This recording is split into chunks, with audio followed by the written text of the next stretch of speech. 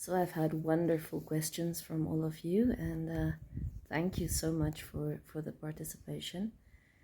The question that I've had most is about character development, and I did a little text thing about Danny, but I think it will bear talking about as well. So the story and the personality of Danny O'Neill walked in the day I first heard Phil Coulter's Lament for the Wild Geese. And the Wild Geese, it's a beautiful and a sad story. The song was written for the first wild geese, the cream of Ireland that had to leave their country under pain of death. And a lot of them died in fighting in other people's wars. And this concept I carried on to a modern war, World War II. And with that idea of these very, very young people fighting in a war that is not quite their own, because none of my three male characters have a very direct interest in fighting in this war. None of them were compelled by their governments. Danny was there illegally, since he was from Rome, Georgia, and that part was contributed by my husband.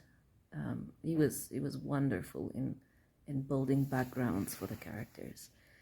So anyway, from that concept of someone fighting in a war that is not quite his own, Danny grew, the tall, gentle, scarred young man from Georgia who has been at war for most of his life. Everything has been about survival, but also to build something worthwhile and not just survive, to actually build a life.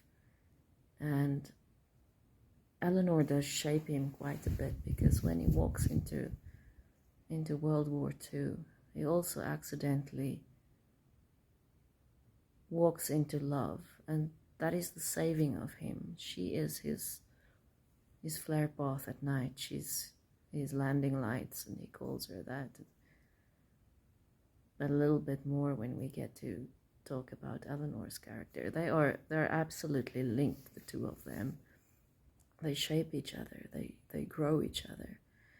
But that has been the origin of Danny. He's been a song, and the whole story is built on that little song about a lament for wild geese, for these incredibly young people having to